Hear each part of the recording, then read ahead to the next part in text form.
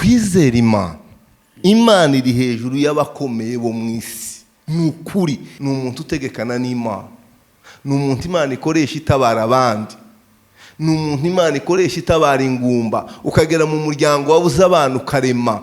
Bimwe by'aba Elisa, bimwe by'aba Eliya. Umunyamasengesho ni umuntu utabara imiryango ifite ibibazo. Umunyamasengesho ni umuntu wicara akavuga ngo umuryango runaka ufite amahoro makeya babuze umwana, umuryango runaka ufite amahoro makeya babuze inzu, ukaba umutabazi, ukajya ubaremera. Akanwa karema, nawe se akanwa kirwa mu manyanga korema gute? Ikiganza kirwa mu manyanga gikorakora amabere y'abakobwa corema gute? Ikiganza cy'umukiranutsi umunyamasengesho ugomba kukirambika ku mutwe w'umuntu kikamuha umugisha ntikimuha imivumo. Umunyamasengesho ni umusirikare mu ntambara. Umunyamasengesho agira uko agenda, umunyamasengesho agira uko avuga. Umunyamasengesho uri mu ntambara nk'izo, ndakubwira ibintu bibiri. Icyambere, Bwana sifiwe, amen. Umunyamasengesho icyambere ufata ururimi rwawe ukarubwira ngo Mwuka Wera, icyo ngiye kuvuga ukiyobore. Ntukavuga ijambo ryose.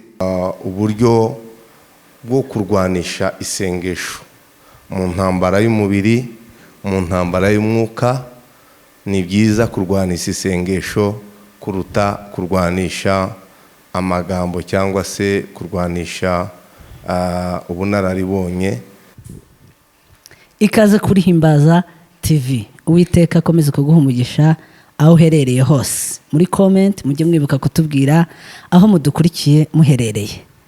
Uyu munsi rero ni umunsi mwiza Imana iduhaye kugira ngo tuwishimanemo ndetse tuganire ku ijambo ry'Imana. Nkuko mubibona turi kumwe n'umukozi w'Imana Habineza Desire. Turakwakiriye kuri Himbaza TV. Nakoze. Twagusaba kwegereza mikro kugira ngo abantu barusheho kukumva. Murakoze cyane. Yego. Ikiganiro cy'ubushize abantu benshi barakishimiye, abantu benshi cyarabahembuye, cyafashije imitima ya benshi. Mwebwe mwabifashe gute? Byaradushimishije ko hari abantu benshi bagiye baduhamagara.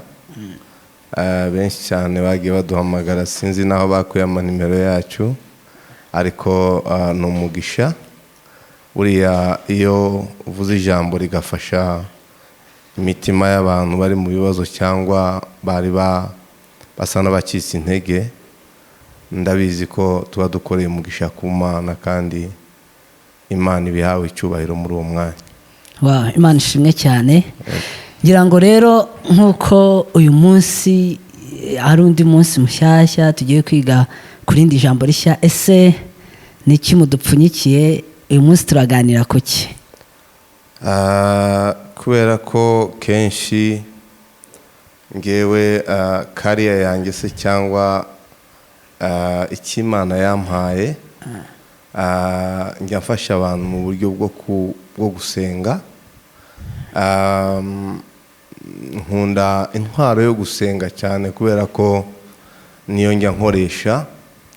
Natekereje rero ko tuganira n'abantu uburyo bwo kurwanisha isengesho mu ntambara y'umubiri, mu ntambara y'umwuka.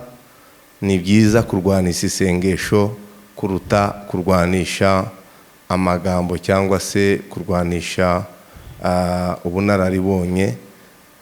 Beta ko ukoresha intwaro y'amasengesho. Beta ko ukoresha intwaro y'amasengesho. Okay, reka duhere aho ngaho. Ese ni gute umuntu ashobora gukoresha iyo ntwaro y'amasengesho arwana urugamba rw'umubiri? Ese ni uruhe rugamba rw'umubiri? Iyo tuvuze wenda urugamba rw'umubiri, ni ijambo rikubiyemo ibintu byinshi, mwagenda muduha n'ingero, umwanya n'uwanyu. Murakoze. Ngira ngo twatangiye, ariko reka n'ubundi nk'uko tugiye kuvuga amasengesho dutangire dusenga kugira ngo Imana idufashe mu kiganiro tugiye gutanga, kandi gifashe n'imitima y'abantu benshi. Mana ya Isiraheli, ndagushimiye muri uyu mwanya, n'umwanya w'umugisha. Uduha umugisha twebwe abari hano, uha umugisha abadukurikira Mwami, ndabizi ko tugiye kuvuga intwaro y'amasengesho. Reka bari mu ntambara barimo kurwana, ubu buryo tugiye kuganira nabwo bugira icyo bubungura kandi bubahe kunesha. Muri byose rero icyubahiro kibi cy'Imana kandi no gukora kwawe ariko kugaragara. Ducecekesheje imbaraga zose z'umwanzi zirwanya abasenga n'abizera Imana. Mu izina rya Yesu dusenze, amen. Amen. Murakoze cyane. Ngira ngo tuvuga ku ntwaro y'amasengesho, mu buzima duhura n'intambara nyinshi. Mu buzima iyo umuntu atangiye gukizwa uba utangiye urugamba. Ubuzima bw'agakiza bwose ni intambara, ubuzima bw'agakiza bwose ni urugamba. Ariko kandi muri uru rugamba rw'agakiza hari intwaro bita imbaraga z'amasengesho cyangwa se intwaro y'amasengesho. Iyo usomye muri Bibiliya, kuko niyo twireberamo, Bibiliya ikubwira intwari zatubanjirije zikoresheje intwaro y'amasengesho n'uburyo zatsinze. Amen. Amen. Dusomye mu gitabo cy'umuhanuzi cy'ingoma, igitabo cy'ingoma hatubwira amakuru y'umugabo bita Ezekiya. Ezekiya yari mu rugamba rusanzwe, ntabwo ari urugamba rw'umwuka. Umwami Senekeribu aramutera, kandi amutera amurusha amaboko, amutera amurusha imbaraga, amutera amurusha ingabo. Aramutera, Ezekiya abyitegereje yumva bimuteye ubwoba. Abona ingabo afite ntizirezista mu ntambara, abona ingabo afite ntabwo zihangana na Senekeribu. Yigira inama yo gufata urwandiko Senekeribu yari yamwandikiye rumubwira ngo ufata abana bose b'abakobwa n'abadamu bawe bose n'imitungo ufite uyinzanire. Nutabikora gutyo, ejo nzagutahaho, abakobwa bawe n'abadamu bawe bazaba ari abanjye, imitungo yawe izaba ari iyanjye. Iyo Mana wiratana ko izankiza amaboko yawe, ejo izagukoza isoni. Ezekiya afata rwa rwandiko Senekeribu yamwandikiye, arazamuka mu nzu y'Imana, aja mu rusengero, ararurambura mu rusengero, abwira Imana amagambo Senekeribu. Imana yari yazaye Senekeribu yanditse, ariko arongera azana urwandiko ararurambura, abwira Imana ngo Ma, Senekeribu andusha amaboko. Ubushize mu kiganiro cy'ubushize nababwiye uburyo Imana ikunda abantu batashoboye, uburyo Imana ikunda abantu badafite ikindi bishingikirijeho. Imana iba mu ruhande rw'abantu badafite izindi mbaraga ku ruhande. Haleluya. Amen. Iyo umutima wawe utumbira Imana gusa, utishingikirije ku bavandimwe, utishingikirije ku ngabo, utishingikirije ku buhanga bwawe, Imana ikunda wowe nabo bantu. Ezekiya rero azamuka mu nzu y'Imana, abwira Imana ngo Ma, ingabo zanjye ntizishoboye, nanjye ubwanjye ndi umwami w'Abayuda sinshoboye, ariko Senekeribu yantumyeho urwandiko nguru ndurambuye imbere yawe. Yambwiye ko ejo nk'iki gihe azafata igihugu, abadamu banjye n'abanyagihugu bakaba biwe, abakobwa bato bose akabatwara, ubukire bwose akabutwara. Yesu ashimwe. Amen. Bibiliya itubwira ko Imana ya Isiraheli yabwiye umuhanuzi Yesaya, iramubwira ngo genda ubwire Ezekiya ngo kurira kwe no gusenga kwe byageze mu matwi yanje, nahumure yuko uriya Senekeribu areba uko inzira yajemo niyo izamusubizayo, kandi azagenda yatsinzwe. Bwana sifiwe. Ni ukuvuga ngo Ezekiya yakoresheje intwaro y'amasengesho. Ntiyagiye ku rugamba ngo ajye kurasana, ahubwo yakoze guca bugufi, aririra Imana avuga ngo Ma, simfite imbaraga zo guhangana n'iki kibazo. Ndabihuza n'abantu bari mu kibazo ubu nyine, ureba ikibazo runaka ukabona kiragukomeranye, ukabona ikibazo kirakugoye, ukabona nta handi hantu ufite. Ubushize narababwiye ngo beta kubwira Imana o kubwira abantu. Abantu bakumvira ubusa, abantu bakugira indirimbo uja kubatakira, aho kugufasha mbabwira indirimbo ya Richard Ngendahaye ivuga ngo mbwire nde wundi utagira umugayo. Umuntu wenyine utagira umugayo ni Kristo umwana w'Imana. Abandi bose buzuye imigayo. Ujya kubaganiriza aho kugira ngo wunguke usanwe imitima, ahubwo n'uwari usigaye bakawusenya kubera ko ni abantu ntibujuje ubuziranenge bwo kubwirwa amabanga y'umuntu kugira ngo bamufashe. Abo tubona bakomeye ntibujuje ubuziranenge bwo kumva uburemere bw'umutima w'undi muntu. Umuntu wujuje ubuziranenge bwo kumva uburemere bwawe n'amarira yawe n'intimba zawe ni Kristo umwana w'Imana. Rero iyo ukoresheje imbaraga z'amasengesho ukikingirana mu cyumba ugasenga ukabwira Imana, kandi ndashaka kubwira abantu benshi badukurikirana muri kino gihe, ndabizi ko ndimo ndavuga ukanyumva wowe turi kumwe n'abandi bari hirya. Ni ngombwa kubwira Kristo nk'umuntu muri kumwe, nk'umuntu murebana, nk'umuntu muziranye. Yesu ashimwe. Amen. Dufite ubuhamya bwo nagiye mbona amasengesho nkorera imirimo ikomeye mu buzima bwanjye. Aha ngeze aho nanyuze n'imbaraga z'amasengesho. Hari intambara nagiye ndwana nkoresheje intwaro y'amasengesho. Yesu ashimwe. Amen. Muri testimony nkeya nabaha muri iyi imbaraga z'amasengesho ni mu kazi. Hari igihe ukorana n'umuntu mu kazi byambayeho, umuntu wenda akurusha ubushobozi, akurusha ubwenge, akurusha kumenyana n'abakomeye mukorana, akurusha connection y'abandi bantu bari hejuru, yarangiza akakurwanya mu kazi. Mfite ubuhamya, sinshatse kuvuga izina ry'umuntu runaka, ariko hari abambangamiye mu kazi, ngapfukama nkaririra Imana, ngafata amasengesho yo kurwanisha amasengesho, nkarwanisha amasengesho, bakansiga mu kazi bakagenda, ngakomeza.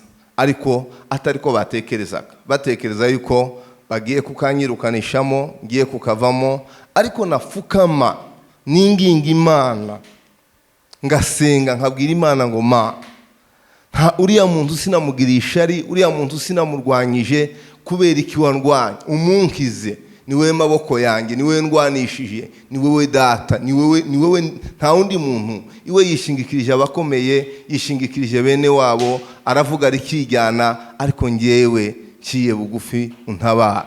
Imana irantabara. Mfite ubuhamya bw'ibyo, si ngombwa kwanonsa amazina y'abantu, ariko mfite ubuhamya bwabyo bw'Imana yagiye inkorera kugeza n'ubu iracyabikora. Murakoze. Wow, urwo ni nk'urugamba wenda rw'umubiri. Ese iyo umuntu yitwara umuntu ari nko mu gihe cy'intambara, hari umuntu ushobora kuvuga ati ndabirwanisha byombi, ndarwanisha amasengesho, ariko si uvuye gusenga nk'icyo gihe wenda wari ufite nk'umuntu ukurwanya nko ku kazi na hehe, iyo wavuga gusenga witwaraga gute imbere yiwe? Ya, murakoze cyane. Ubundi umunyamasengesho ni umusirikare mu ntambara. Umunyamasengesho agira uko agenda, umunyamasengesho agira uko avuga. Umunyamasengesho uri mu ntambara nk'izo, ndakubwira ibintu bibiri. Icyambere, Bwana sifiwe. Amen. Umunyamasengesho icyambere ufata ururimi rwawe ukarubwira ngo Mwuka Wera, icyo ngiye kuvuga ukiyobore. Ntukavuga ijambo ryose ushaka kuvuga. Yesu ashimwe. Umunyamasengesho abanza no kwirwanya ubwe akitsinda, ukareka kamere zawe n'ibyo utekereza n'ibyo wibwira ntubisohore. Haleluya. Amen. Kuko ndashaka kubabwira iri banga ryo mu mwuka. Bwana sifiwe. Amen. Mwibuke umwami Hezekiya, haje abantu bariyoberanya, barangije kwiyoberanya bamubwira ko baturutse mu gihugu cya kure. Ngo ageze iwiwe arabakira, arabagaburira, abereka intwaro zose akoresha. Imana imutumaho umuhanuzi iramubwira ngo Hezekiya we, abantu baje iwawe waberetse iki? Arababwira ngo ibyo ntunze byose ubutunzi bwanjye nabuberetse. Imana iramubwira ngo kubera ko wakoze icyo kintu, ubwo butunzi waberetse n'izo ntwaro umunsi umwe bazagutera babinyage babitwara. Iyo umwanzi yamenye intambara uko uyirwana uba watsinzwe. Ni ukuvuga ngo icyo mbabwiye, ugomba guhisha uko urwana, tukemere ko umwanzi wawe amenya ibanga ryawe ry'uko urwana. Muri uko guhisha ni uguceceka ugatuza, umwanzi cyangwa se wa muntu muhanganye ntamenye icyo utekereza, ntamenye n'icyo wibwira. Wewe gusa ukamenya ngo saa sita nizigera, mu gihe abandi bagiye mu ifunguro kujya kurya, ndagenda nikingirana ahantu mbwira Imana. Bwana sifiwe. Umunyamasengesho ntagira urugomo, umunyamasengesho ntagira igititi. Umunyamasengesho cyagihe abandi barimo kuvuga amakuru y'abapastori bananiwe mu murimo, cyagihe umunyamasengesho abandi barimo kuganira amakuru y'umuntu wabyishe, umunyamasengesho bimutera intimba akajya ku ruhande agapfukama akabwira Imana ngo Mana, uru rugamba undwanirire. Amen. Amen. Hari nk'abantu bari kuvuga ati mukozi w'Imana ntabyuzi.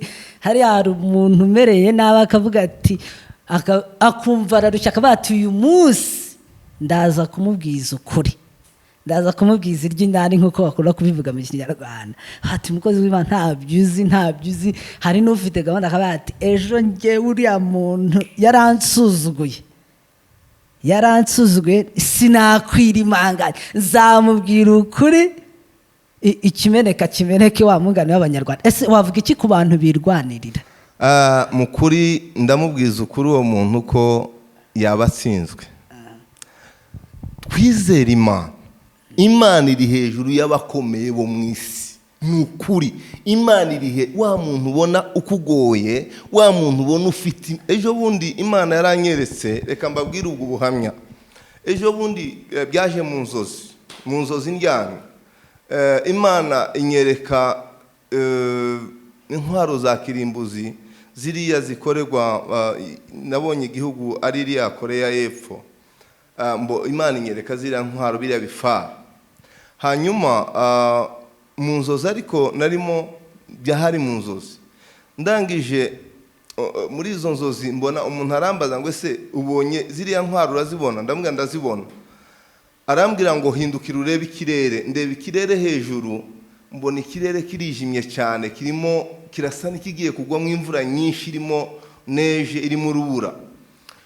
Ariko arambwira ngo nabyo urabibona? Ndamubwira nabyo ndabibona. Arambwira ngo zamura amaboko yawe yombi. Nzamura amaboko yanjye yombi hejuru. Kujya nyazamuye mbona ko ikirere gica, ya mvura nabonaga igiye kugwa mbona ikirere ko cyeyuka. Arambwira ngo ndashaka kukubwira ko imbaraga z'amasengesho ziruta ziriya ntwaro za kirimbuzi wabonye. Ni ukuvuga ngo hari igihe tureba umuntu akakuza imbere ukabona kurusha amaboko, haba mu bigango ukabona yagukubita, haba mu buhanga ukabona ntimwajya mu burane. Ndakubwira inama imwe, ni ukuri koresha ibanga iwe adafite.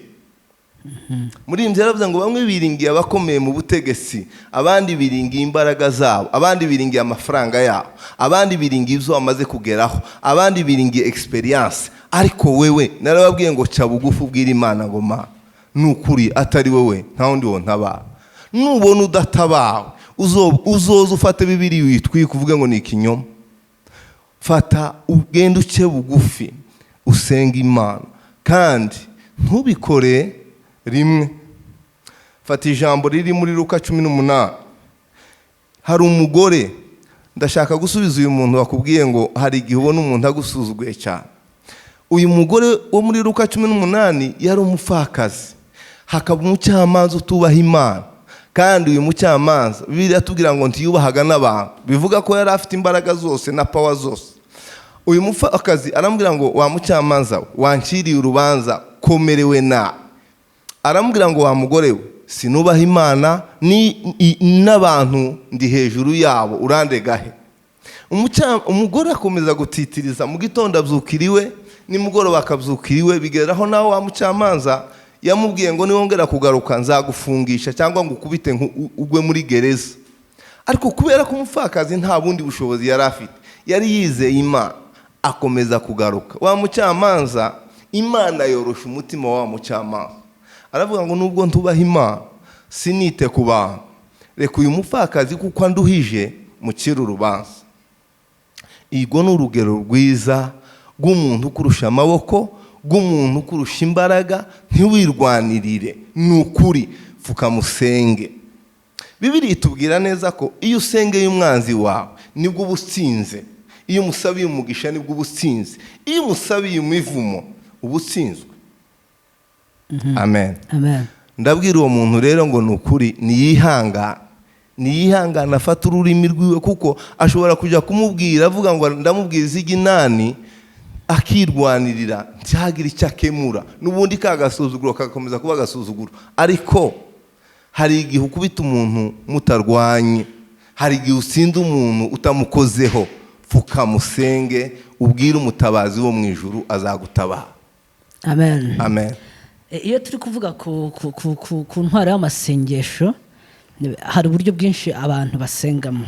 Hari ukoresha intwaro y'amasengesho ariko mu buryo bwo kwiyiriza, hari ukoresha intwaro y'amasengesho ariko mu buryo bwo kubyuka saa 9, hari intwaro y'amasengesho ariko mu buryo wenda bwo gusenga muri gitondo. Mbese ayo masengesho atandukanira. Ese ni ryari umuntu akenera ya masengesho noneho y'ibitambo, hahandi uvuga ngo ndiyiriza, hahandi umuntu ashobora no kuvana akajya akanyarira akajya hehe? Ese ayo masengesho mwebwe muyatandukanya mute? Amasengesho yo kwiyiriza muyatandukanya gute n'ayandi? Okay, amasengesho agira imbaraga bitewe n'uburyo wizeye. Hari abizerera mu masengesho yo kwiyiriza bakibwira ko iki kibazo uburemere bwacyo n'intiriza ntigishobora gukemuka. Uko niko yizeye kandi niko bizamubera, atarafata umwanya wo kwiyiriza ngo asengere cya kibazo, kubera ko ariko yizera ntikizakemuka. Niyo mpamvu Yesu yabwiye, hari umunsi Yesu yabwiye arimo kuganira n'intumwa, baramubaza ngo ese ko uyu mudayimoni twebwe twamwirukanye mu izina ryawe kandi twizeye ntiyagenda? Yesu arababwira ngo bene uyu mudayimoni ntakugwamo n'ikindi nkeretse fasting and prayer, amasengesho yo kwiyiriza no gusenga. Ni ukuvuga ngo hari ikigeragezo kiza gisaba sacrifice. Fasting and prayer haba harimo igitambo. Ni ukuvuga ngo ukeneye ko iki kintu kikuvaho, ariko nawe ari uko watanze igitambo. Iki kintu kigomba kukuvaho, kiraremereye. Ndakubwira nk'urugero, ndaguha nk'urugero rumwe rw'ikintu kigoye cyane kidashobora kuvanwaho n'amasengesho asanzwe. Urupfu amasengesho azaruhagarika. Amasengesho azaruhagarika. Hakaba Imana ikabyemera ikavuga ngo uyu munsi deni cyangwa se kanaka iminsi ye yo kubaho yarangiye. Amen. Amen. Hanyuma amasengesho ukaza ukabwira Imana ngo ma sinshaka gupfa, ndacyafite gukora ABCD, sinshaka gupfa. Urugero rwiza dufite Hezekiya, dufite n'abandi bantu banone bavuga ngo sinshaka gupfa kubera imirimo y'Imana ngikora. Amasengesho bene ayo ngayo guhagarika urupfu, si amasengesho bene ugenda kuvuga ngo urirwa mu rusengero uvuga ngo ni amasengesho y'amarira, ni amasengesho y'igitambo. Ukaryama hasi ukerekera ivure ukarira, ukabwira Imana ngo ma wibuke imirimo nakoze, wibuke ibigirwamana nasenye, wibuke ABCD, nkeneye gukora ibi ngibi. Ni ukuvuga ngo amasengesho akuraho urupfu, ni igitambo gikomeye ku mubiri usanzwe. Yesu ashimwe. Ndaguha urugero, ndaguha témoignage cyangwa se testimony. Ngewe ndimo ndakora exeta mu mwaka wa 6, niza hari imusha kuri apaji musha. Hanyuma haza abahanuzi barenze umwe barambwira ngo sinzabona diplome. Barampanurira barambwira ngo nzabona diplome ku nshuro ya 7, kandi abo bahanuzi bemewe barahari n'ubu. N'ubu buhamya mvuga bazabwumva wenda barabizi, barabimbwira nti tuzabona diplome. Kuva uwo munsi nari mu wa 6 wa secondaire muri comptabilité, ndagenda mfata ibuye risongoye rinini, tukagenda tukiga nijoro abandi banyeshuri bagiye kuryama, mbwira Imana ngo buri joro nzajya mfukama kuri iri buye ma kugira ngo uzampe diplome. Sinshaka guseba, sinshaka kubura diplome, kubera ko mwacu aho mu nzu mwacu nari ndimo twagombaga gukorera examen yo mu wa gatandatu turi abantu batatu, turi abantu bane, kandi ninjye wari mukuru muri abo ngabo. Noneho ngatekereza uburyo abo batoya bose bazabona diplome nge nkayibura, nkumva ni ikimwaro, nkumva ni igisebo. Hanyuma ngenda mbwira Imana ngo Mana, ngiye gutanga igitambo cy'umubiri, nzajya mfukama kuri iri buye, ariko nawe uzampe diplome. Ibuye risongoye? Yes, ibuye. Kugeza umunsi nafukamye kuri iryo buye, amavi yanjye haturikamwe amaraso.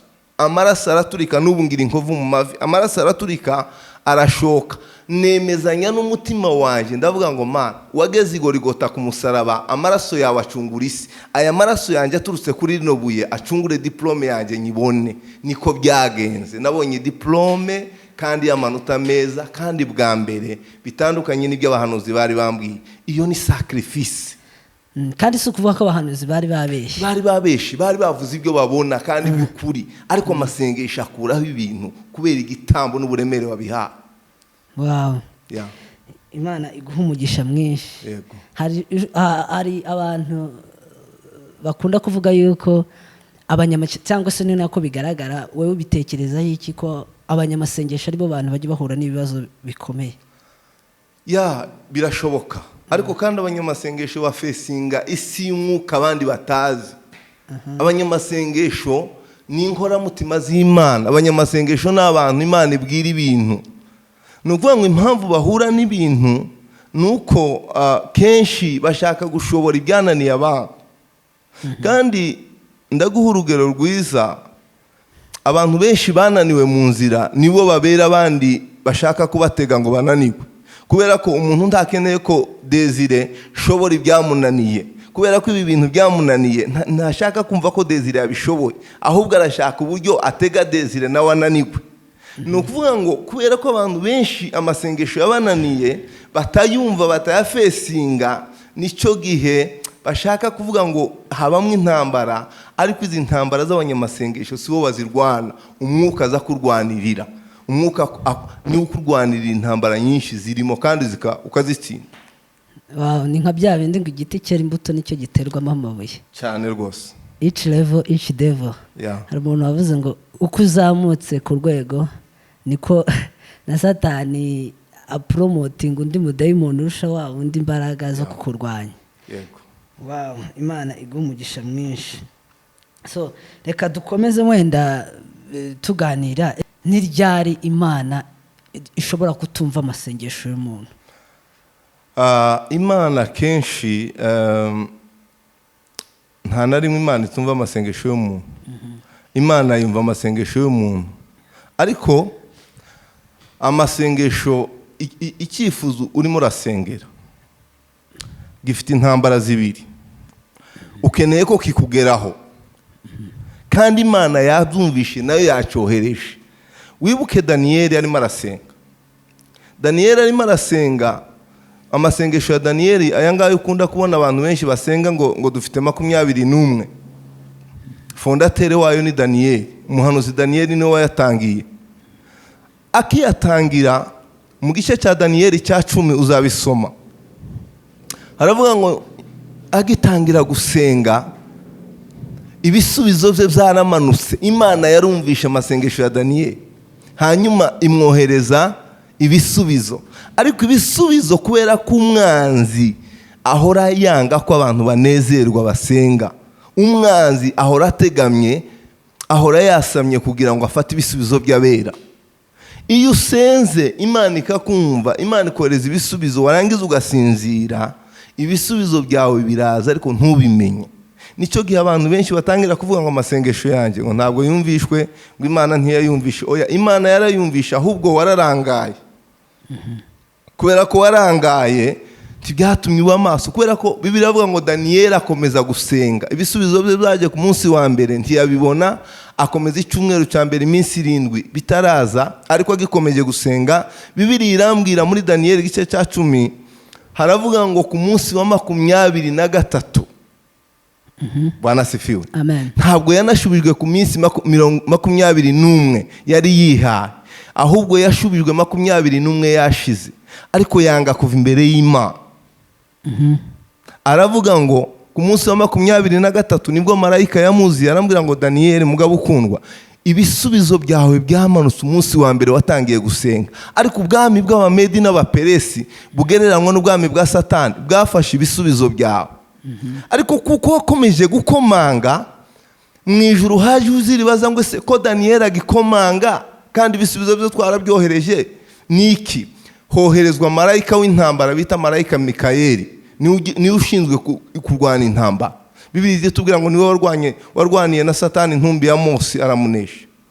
Marayika utanga message ni Gabriel, iwe ni message ajya atanga, ntashinzwe intambara. Ariko iyo byananiranye wakomeje gutitiriza no gusenga, hajya hamanuka marayika w'intambara uza kukurwanirira kugira ngo ibisubizo byawe bikugereho, ariko biterwa no gukomanga kwawe. Amen. Amen. Gutitiriza ukomanga nturambirwa. Warutubwiye ikintu cya mbere kutarangara. Yego. Ni ukuvuga ngo kurangara bishobora gutuma isengesho ryawe ritumvirwa cyangwa se icyo uri gusengera kidasohora. Yego. Icyaha ntigishobora gutuma utumvirwa. Icyaha gishobora gutuma utumvirwa, ariko kandi icyaha ngewe ndabihamya ko icyaha kenshi kidashobora guhagarika icyo wasabye. Imana ni umubyeyi. Imana ni umubyeyi. Icyo usabye Imana kenshi irakiguha, kubera ko indaya zirasaba zigahabwa, ziba zakoze ibyaha, abantu benshi barasaba baragahabwa. Ariko umuvuduko wo guhabwa ikintu hari ibintu bibiri. Hari uguhabwa ikintu cy'umugisha kubera ko watitirije kiva ku Mana. Hari no gusenga ikintu ukabwira Imana ngo umujura azajya kwiba akabwira Imana ngo umfashe ntibamfate, kandi Imana ikamufasha ntibamufate. Ni ukuvuga ngo icyaha ni kibi ku mukiranutsi, icyaha ni kibi ku muntu wakiriye ADN ya Kristo.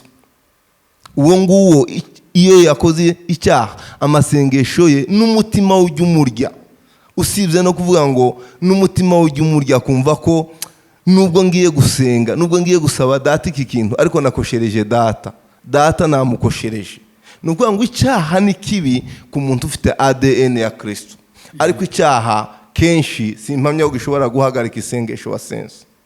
Isengesho wasenze abanyabyaha bagiye basenga bagasubizwa, abantu benshi babakiranutse niko kujya birivuga ngo nduwiteka Imana ivubira imvura ababi n'abeza. Ni ukuvuga ngo imvubira imvura basabye bose. Bibaho ko umuntu ajyagwa mu cyaha, umuntu akaba ari gusenga akagwa mu cyaha, ariko hari noneho igihe umuntu aba mu cyaha, aba baswe n'icyaha. So tuvuge wenda uri gusengera nk'urugo, ariko ukaba baswe n'icyaha cy'ubusambanyi. Ese ibyo ngibyo ntibishobora gutuma rya sengesho wasenze ritumvirwa? Wenda ukazagira urugo rubi not kubera utasenze, warasenze ariko witwara nabi. Ni nk'icyo navugaga. Ibyo byo niko bimeze. Ni ukuvuga ngo izo ni imbuto z'ibyo urimo. Imbuto z'ibyo urimo. Ni ukuvuga ngo iyo usomye mu Bagalatiya haravuga ngo dore imbuto za kamere ziragaragara. Dore imbuto. Iyo umuntu waguye mu cyaha ariko ntubana n'icyaha, uyu muntu ni wa muntu nakubwiye ufite ADN ya Kristo muri we. Yego. Ariko umuntu ubana n'icyaha ntarakizwa. Donc Kristo ntari muri we. Niyo nakoze n'icyaha ntagira umutima umurya. Ariko wa mutima ukurya ukabwira ngo nakoze kibi, nuko Kristo ari muri wowe. Ni ukuvuga ngo uyu muntu ubana n'icyaha azarakora azafata imbuto z'ibyo abamo. Niko bimeze. Azasarura ibyo yabibye. Okay. Wow, Imana iguha umugisha mwinshi. Ngira ngo ibi bibazo byinshi twibandaga ku kurwanisha intwaro y'amasengesho mu buryo bw'umubiri. Yego. So Imana iguhe umugisha mwinshi. Ngira ngo watubwiye ibice bibiri, hari igice cy'umubiri Yego. hakaba noneho n'igice cy'umwuka. Yego. Nifuzaga ko rero kugira ngo ikiganiro kitaza kuba kirekire cyane, igice cy'umubiri twagitandukanya n'igice cy'umwuka, noneho uyu munsi tukaba tuvuze ku mubiri, noneho iyi akaba ariyo part 1, noneho part 2 ikaza ivuga ku mwuka. Ariko kuri abo bantu bari kurwana izo ntambara mu buryo bw'umubiri, bakeneye ubutabazi bw'Imana, barushye, hari abafite ubugumba, hari abafite uburwayi bubaremereye, hari abafite ibyaha bashaka kubatukaho, hari abafite mbese intambara nyinshi zitandukanye. Ndagusaba rero umukozi w'Imana ko watubwira ikintu cya nyuma dusoza kuri iki gice cyo kurwanisha amasengesho mu buryo bw'umubiri, ndetse unasengera abakurikiye kino kiganiro, kugira ngo noneho ubutaha tuze gukomeza n'igice cyo kurwanisha intwara y'amasengesho mu buryo bw'umwuka. Murakoze.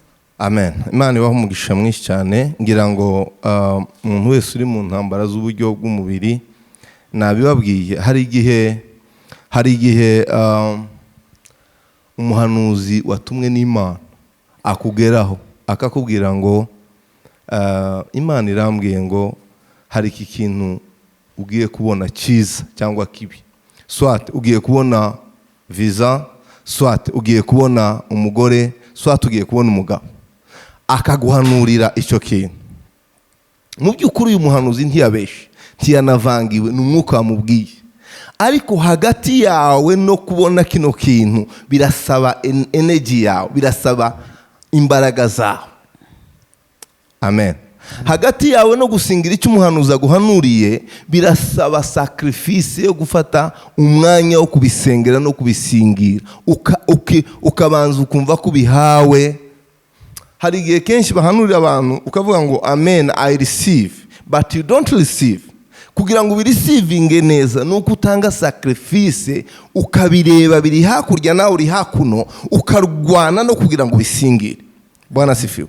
Ugomba gushiramo imbaraga kugira ngo aya masezerano yose, abantu benshi, ndabizi ko abantu benshi badukurikirana, hari abafite amasezerano mu bitabo, hari abafite amasezerano banditse, hari ibyo abahanuzi bababwiye, hari ibyo barose mu nzozi, hari ibyo umutima wabo, umutima w'uburyo umuntu urerekwa. Ndashaka kubabwira ngo ibyo byose, ayo masezerano yose birasaba imbaraga zawe. Birebe, ubitumbire, hanyuma ubisengere, usa n'urwana no gusingira biriya bintu, kuko biraza nawe urabireba. Hano hagati hari imbaraga zirwana kugira ngo utabifata nabyo bitakugeraho. Uyu mugisha rero ndasaba umuntu wese udukurikirana ko amenya gusoma ijambo ry'Imana, akamenya kwitandukanya n'urugomo, hanyuma akamenya ngo Kristo yiteguye kubana, kumufasha. Ariko Bibiliya avuga ngo nushaka n'umwete uzambona, bishiremo umwete wo gushaka Imana uzabona ibisubizo. Murakoze. Murakoze. Twasenga noneho dusoza ikiganiro cyacu igice cya mbere, noneho abantu bakomeze bakurikire igice cya kabiri, kirabageraho vuba cyane. Mana, mu izina rya Yesu Kristo, ndagushimiye kubwira ijambo rifashe imitima y'abantu, abari hirya no hino, abari mu mahanga. Mu izina rya Yesu, reka dusobanukirwe imbaraga z'amasengesho, kandi dusenge dukiranuka, dusoma ijambo ryawe. Kristo, umugisha Himbaza TV bahaye initiative kugira ngo isi yumve ubutumwa bwiza bw'ukuri, isi yumve gukiranuka. Mwana, ndasengera abafite imitima ibabaye, ndasengera abari mu bibazo, ndasengera ingumba, ndasengera mu izina rya Yesu amazi banywa, ndasengera imyenda bambara, ndasengera inkweto bambara, ndasengera imihanda banyuramo, ndasenze mwa, ndasengera ikirere banyuramo kugira ngo umwuka w'Imana bohore. Mu izina rya Yesu dusengeye ibiryo barya, dusengeye bole vori salabre de negance. Urakoze Mana ya Isiraheli yuko uduhaye umugisha, ishobora kibi cyawe none n'iteka ryose. Hagarika indwara ya coronavirus mu isi, mu izina rya Yesu. Hagarika uyu mudayimoni w'indwara wateye isi wa Mana we, kugira ngo tubeho mu buzima bwo kuramya Imana. Dusengeye amatorero y'Imana ngo yongere atabarwe mu izina rya Yesu. Imitima y'abandi ikinguke kandi bumve Imana ya Isiraheli. Ibitaramo by'umwuka byongere bigaruke Mana, tuhembuke mu izina rya Yesu Kristo. Amen. Amen. Okay, turabashimiye mwese mwari mukurikirana igice cya mbere. twifuje iyi nyigisho kuyigabanyamo ibice bibiri kugira ngo abazakurikira ntizabe ndende cyane. Imana ibahe umugisha mwe mwadukurikiye umunsi. Uwiteka akomeze kubagirira neza. Amen.